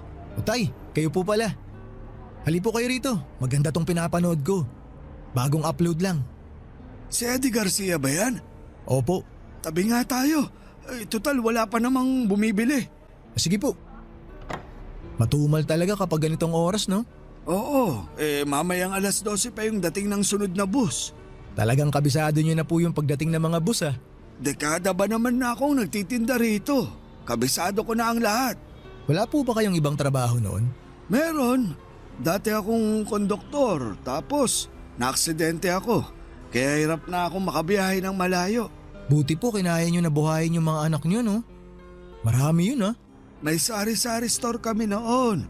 Yun yung negosyo ng asawa ko. Ang lakas nun dati, kaso nalugi. Bakit naman po nalugi? Maraming gumaya eh. Sunod-sunod na nagkaroon ng sari-sari store dun sa lugar namin. Kaya ayun, nagkaagawan ng suki.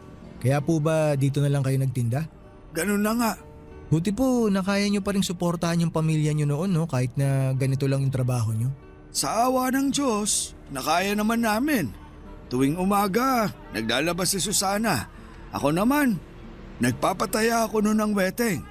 Doon namin kinuha yung mga pinangtustos namin sa mga anak namin. Tapos nagpupuyat pa po kayo sa gabi. Oo, wala kaming magagawa. Mataas pangarap namin para sa mga anak namin eh. Napagtapos nyo po silang lahat? Hindi, pero may 3 kaming napagtapos. Yung panganay, pangalawa, tsaka yung bunso. Nasa na po sila ngayon? Bakit parang bigla na lang nila kayong iniwan? Yung panganay, nurse sa abroad. Dinala siya doon ng asawa niya. Kaso parang nakalimot na eh. Maganda na kasi buhay nila doon. Yung pangalawa naman, namatay sa aksidente sa motor. 24 lang siya noon.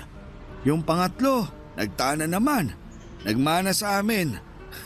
Yung dalawa po, tay, nasaan? Yung pangapat, may sarili ng pamilya.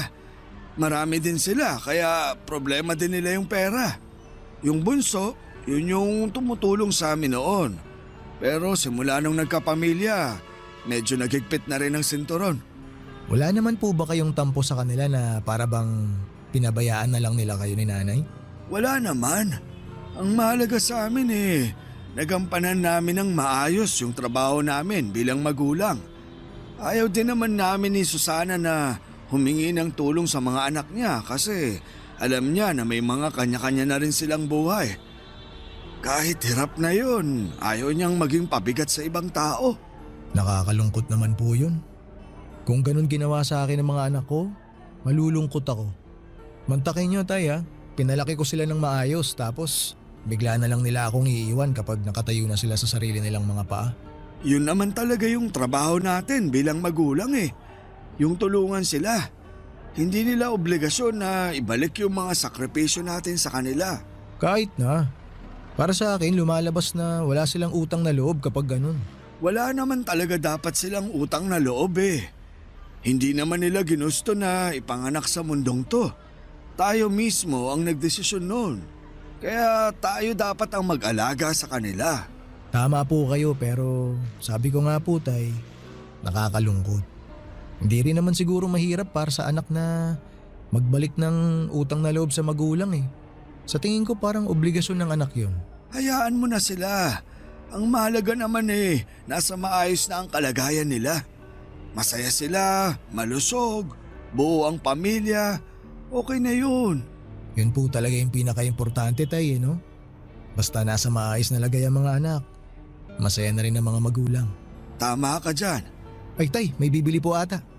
Sandali, i-post mo muna yung pinapanood natin. Sige po tay, post ko lang. Antayin ko kayo. Halos kaedad ko lang ang panganay na anak nila Nanay Susana at Tatay Socorro. Kaya naman parang anak na rin ang naging turing nila sa akin. Dahil hindi na nila nakakasama ang mga anak nila ay sa akin na lamang nila ibinubuhos ang pag-aalaga na hindi na nawala sa ugali nila simula noong naging magulang sila. Ganon talaga siguro kapag naging magulang na. Likas na sa amin ang alagaan at bantayan ang mga taong halos kaedad lang ng mga anak namin. Sa mga sumunod pang 8 taon ay naging katulong na ako nila Tatay Socorro sa pagtitinda. Kapag inuulan sila ng customer ay tumutulong ako sa pagbibigay ng mga sukli. Lalo na't noong mga panahong yun ay medyo mahina na rin ang paningin nilang mag-asawa. Sa sobrang pagiging malapit ko sa kanila ay dinadalhan pa nila ako ng hapunan para makasabay ko silang kumain bago sila magtinda. Papa Dudut, marami ang naitulong ng mag-asawa sa buhay ko. Bukod sa mga nakakasama at nakakausap ako or nakakausap ko sila sa pagbabantay buong magdamag ay sila na rin ang naging karamay ko noong namatay ang nanay ko. Kung hindi dahil sa kanila ay mag-isa kong haharapin ang kalungkutan gabi-gabi habang nasa trabaho ko. Pero dahil sila ang nakakasama ko tuwing nasa trabaho ako ay nabawasan ang lumbay na nararamdaman ko kahit papaano.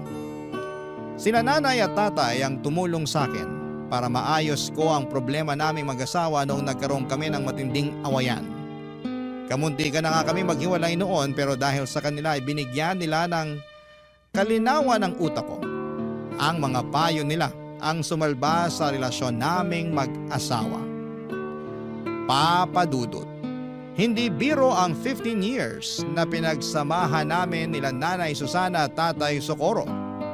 Sa tagal at lalim ng pagsasama naming tatlo, hindi ko ine-expect na darating din pala ang araw kung kailan magkakahiwalay-hiwalay kaming tatlo.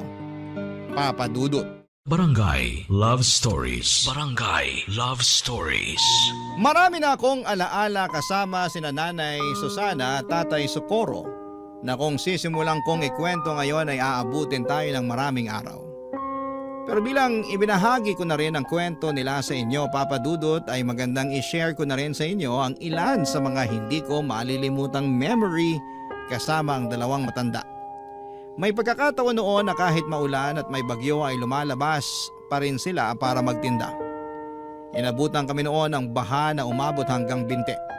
Hindi na nila noon kayang makauwi ang mag-asawa dahil sa lakas ng buhos ng ulan at bugso ng hangin. Ang ginawa ko kahit bawal magpapasok sa bangko ay pinasilong ko na muna sila sa loob pansamantala kahit na pinagalitan ako ng management pagkatapos noon. In-invite ko rin sila noon na nang nagdebu ang panganay ko. Sobrang saya nila Nanay Susana noon dahil marami silang pagkain na i-take home. Palabirong tao si nanay at kahit na marami silang problemang pinagdaraanan ay lagi pa rin siyang humahagalpak sa tawa maski na sa mga maliliit at simpleng biro lamang. Kapag naman bored si Tatay Socorro ay tumatabi siya sa pwesto ko para samahan ako sa panonood ng pelikulang pinapanood ko. Kapag may bibili ay nagmamadali siyang magtinda para wala siyang makaligtaan sa pinapanood namin. Karaniwan ay mga 90s action films ang pinapanood namin. Marami pa kaming masasayang alaala at ilan lamang yon sa kaya kong ibahagi ngayon. Papa Dudut, taong 2023 ay doon na po nagbago ang lahat. Ilang linggong hindi nagtinda ang mag-asawa. Akala ko noon ay hindi sila nagtinda dahil maulan lamang noon pero sa isang gabi mag-isa lang na dumating si Tatay Socorro sa dati nilang pwesto. Nang tanungin ko kung nasaan ang kabiyak niya ay doon ko na nalaman ng masamang balita. Isang balita na nagpaluha sa akin.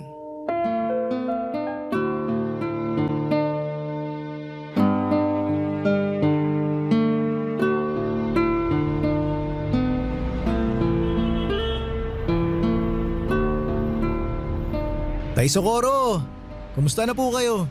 Ilang linggo rin kayo nawala ni Nanay Susana ha? Mabuti naman ako, Melo. Hindi niyo po ata kasama si Nanay ngayon, Tay. Nasa ospital siya ngayon. Ha? Bakit po? Anong nangyari kay Nanay? Di ba matagal na siyang inuubo? Opo. Binilhan ko pa nga po siya ng gamot para mawala yung ubo niya eh. Ayun, mas lumala yung ubo niya. Nung nagsuka na siya ng dugo, itinakbo na namin siya sa ospital. Hala, akala ko ubot sipon lang meron si Nanay. Malala na pala.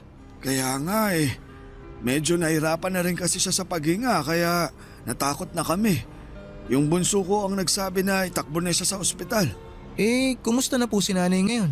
Nasa ospital pa rin siya. Mukhang matatagalan pa bago siya makabalik sa pagtitinda. Ano po bang sakit niya? Alam niyo na po ba? May cancer si Susana, Melo. Ho? Ay, ano pong klaseng cancer? Lung cancer daw. Hindi ko nga alam kung paano niya nakuha yun eh. Akala namin, yung mga nagkaka-cancer lang sa baga yung mga naninigarilyo. Oo nga, hindi naman nag-iossi si Nanay ah. Pero nakakalanghap pa rin daw siya ng usok mula sa mga nagsisindi. Yun daw yung rason. Hala, paano na ngayon yan, Tay? Kaya nga ako nawala ng ilang linggo kasi nagbantay ako sa ospital. Eh, bakit nandito po kayo ngayon? Nakiusap na lang muna ako sa mga anak ko na sila na muna yung magbantay sa nanay nila. Di ko kayang nakikita si Susana na nahihirapan eh. Nasasaktan ako. Ay, kawawa naman si Nanay. Di bale, mukhang madidischarge na siya bukas. Stable naman na raw yung lagay ni Susana eh. Kaso nga lang, kailangan pa rin niyang bumalik sa ospital para sa treatment niya. Yun ang mahirap, Tay, yung treatment. Sobrang tapang ng mga gamot para sa cancer eh. Sana kayanin ni Nanay. May kaibigan din kasi ako na nagka-breast cancer. Nakwento niya sa akin kung gaano kahirap magpa-chemotherapy. Pinapatay daw nun yung cancer cells sa katawan eh, pero para na rin daw siyang pinapatay tuwing nagpapakimo siya. Sobrang lala daw ng side effects eh. Yun na nga yung ikinakatakot ko eh. Nabanggit din niya ng doktor sa amin.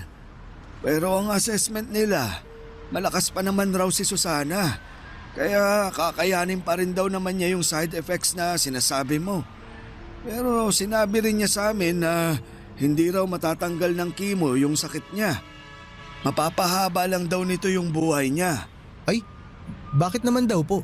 Hindi ko alam. Siguro dahil sa edad niya. Sabi ng anak ko, baka raw hindi kayanin ni Susana yung mga gamot. Pero kahit ganon, gusto nilang ilaban yung buhay ng nanay nila. Kahit pala papano, nag-aalala rin sila sa nanay nila. Nakakatuwa naman. Sabi ko naman sa'yo, hindi man namin laging nakikita ang mga anak namin. Alam kong handa silang tulungan kami kapag nangailangan kami. At least mapapanatag na ako na hindi kayo nag-iisa. Nandyan pa rin yung mga anak nyo. Eh, kumusta po ngayon ang kalagayan ni Nanay Susana?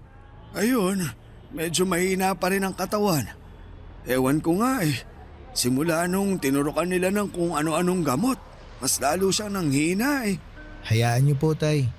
Ipapanalangin ko po na gumaling agad si Nanay. Salamat, Melo. Yun na lang talaga ang kaya nating gawin ngayon. Ipagpasa Diyos ko na lang ang lahat. Huwag po kayong mag-alala. Fighter si Nanay. Alam ko nalalabanan niya yung sakit niya. Sana nga. Hindi pa ako handang mawala siya eh. Tulungan ko na po kayo sa pag-aayos dyan. Salamat. Ilagay muna natin tong payong ha. Sige po. Kailanman ay hindi ko nakita si Nanay Susana na nagsindi ng sigarilyo. Hindi siya nagbibisyo pero dahil gabi-gabi siyang nakakalanghap ng usok mula sa mga parokyano nila, ay nadali ang baga ni Nanay. Doon lang nila nalaman na kahit na hindi pala naninigarilyo ang isang tao ay pwede pa rin itong tamaan ng komplikasyon sa baga na dulot ng usok nito. Ang tawag doon, Papa Dudut, ay second-hand smoking. Sa katunayan, mas malala pa nga daw ang epekto ng secondhand smoking sa iba kesa sa mismong tao na humihit-hit nito. Noong nalaman nilang may cancer si Nanay Susana ay nagtulong-tulong ang mga anak niya para maipagamot siya. Kaso nga lang ay mahal ang mga treatment na kinakailangan ni Nanay, lalo na't late stage na ang sakit niya. Sa mga unang buwan ay nagawan pa nila ng paraan ng mga gastos sa ospital. Pero kalaunan ay nawalan din sila ng mapanghuhugutan. At para hindi mahirapan ang kanyang pamilya, si Nanay Susana na mismo ang nagdesisyon na huwag nang ituloy ang treatment niya. Masyado na raw siyang matanda para ipaglaban pa ang buhay niya. Isa pa ay hindi na raw nito kinakaya ang mga side effect ng treatment niya. Tanggap na niya na hanggang doon na lamang ang buhay niya. Kaya mas pinili na lamang niyang maghirap ng mag-isa kaysa idamay pa ang pamilya niya. Nakakalungkot na parang sumuko na lamang si Nanay Susana sa buhay, pero naiintindihan ko kung bakit mas pinili niyang tumigil na lamang sa pagpapagamot. Mahirap kasing lumaban kung ikaw mismo ay walang pera para ipaglaban ang sarili mong buhay. Gusto ko mang makatulong noon ay wala naman akong ekstrang pera na maipapahiram sa mag-asawa dahil maging ako ay sapat lang ang kinikita para sa sarili kong pamilya. Tanging panalangin na lamang noon ang naitulong ko para kay Nanay Susana.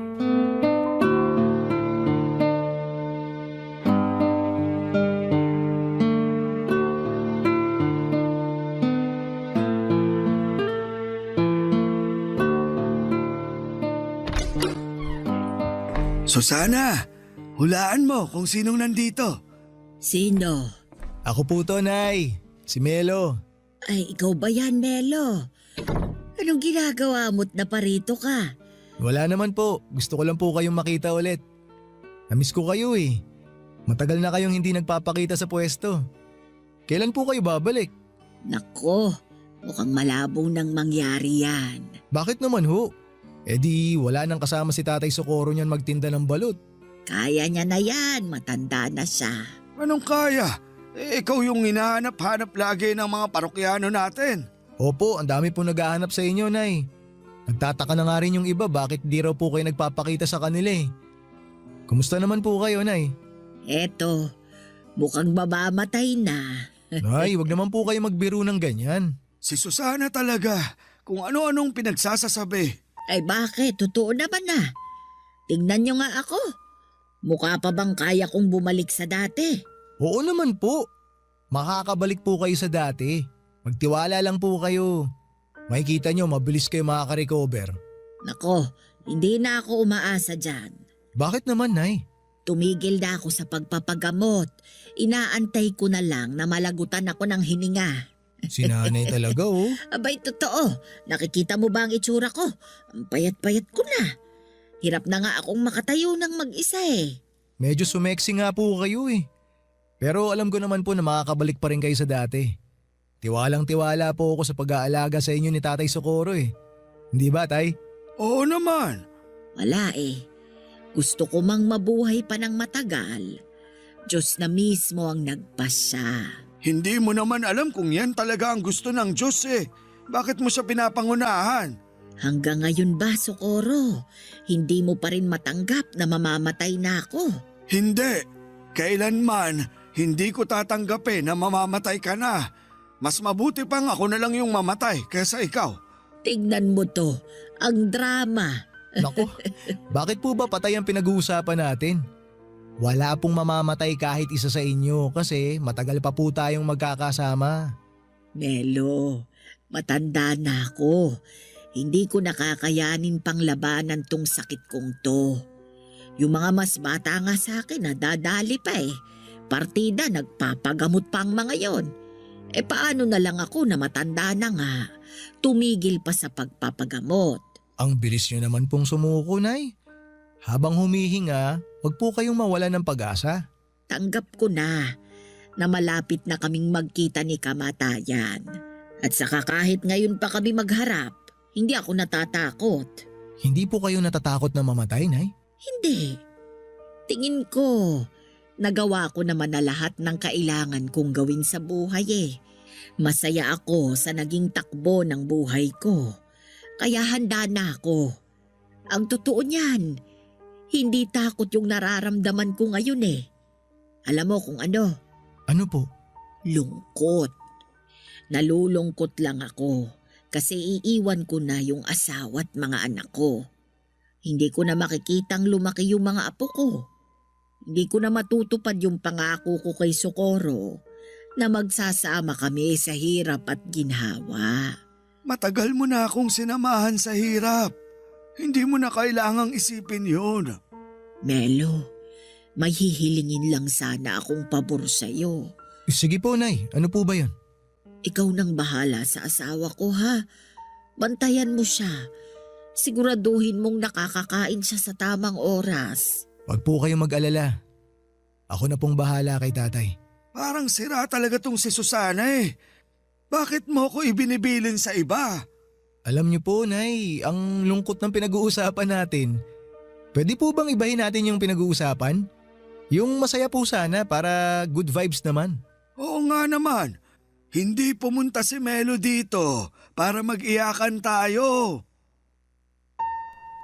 Papadudot mabilis na humina ang katawan ni Nanay Susana sa mga sumunod na buwan hanggang sa isang araw ay nabalitaan ko na lamang na pumanaw na siya. Para ako nawalan ulit ng ina sa pangalawang pagkakataon. 4 na buwan lang ang itinagal ni Nanay bago siya binawian ng buhay. Ang dating masayang mag-asawa na gabi-gabi nagtitinda ng sigarilyo at balot ay mag-isa na lamang. Noong natapos ang shift ko sa unang araw ng burol ni Nanay Susana ay sa kanila ako dumiretso para magbigay ng respeto. Kitang-kita ko sa mga mata ni Tatay Socorro ang labis na kalungkutan sa pagkawala ng kanyang asawa. Ang dating tahimik na si Tatay ay mas naging tahimik pa. Pagkatapos ng libing ay unti-unting bumalik sa dating gawi si Tatay Socorro. Ipinagpatuloy nito ang pagtitinda ng yosi at balot kahit na mag-isa na lamang siya. Kung sila ang naging sandalan ko noong namatayan ako ng ina, ginawa ko naman ang lahat para ako naman ang maging sandalan ni Tatay sa pagkawala ni Nanay Susana. Kapansin-pansin ang pagbabago sa ugali ni Tatay. Hindi na siya gaanong makwento at lagi na lamang siyang nakatulala sa kawalan.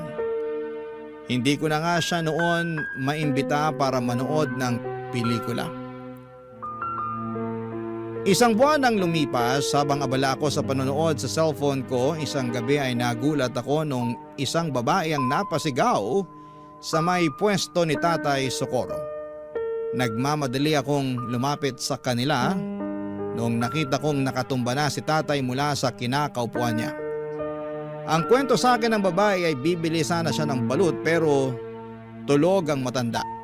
Sinubukan niya itong alugin para magising pero sa halip na magising ay natumba siya. Agad akong tumawag ng tricycle at tinakbo namin si Tatay sa ospital pero idiniklara siyang wala ng buhay. Namatay siya nang hindi namin namamalayan. Papadudot atake sa puso raw ang sanhi ng pagkamatay ni Tatay Socorro. Siguro'y ganon talaga nila kamahal ang isa't isa ni Nanay Susana na hindi nila kayang mapaghiwalay. Isang buwan lang ang pagitan ay sumunod kaagad si Tatay kay Nanay Susana. Ngayon tuwing nakikita ko ang dati nilang pwesto ay napapangiti na lamang akong mag-isa habang binabalikan ang mga masasayang ala-ala naming tatlo. Iba na ngayon ang tindera doon pero hanggat nabubuhay ako ay hinding-hindi ko makakalimutan na minsan ay may dalawang matanda na nagpakita sa akin ng tunay na kahulugan ng tunay na pag-ibig. Dito na po nagtatapos ang sulat ko at maraming salamat po, Papa Dudut, ang inyong kapuso at kabarangay forever, Melo. Kwentuhan naman tayo dito sa comment section.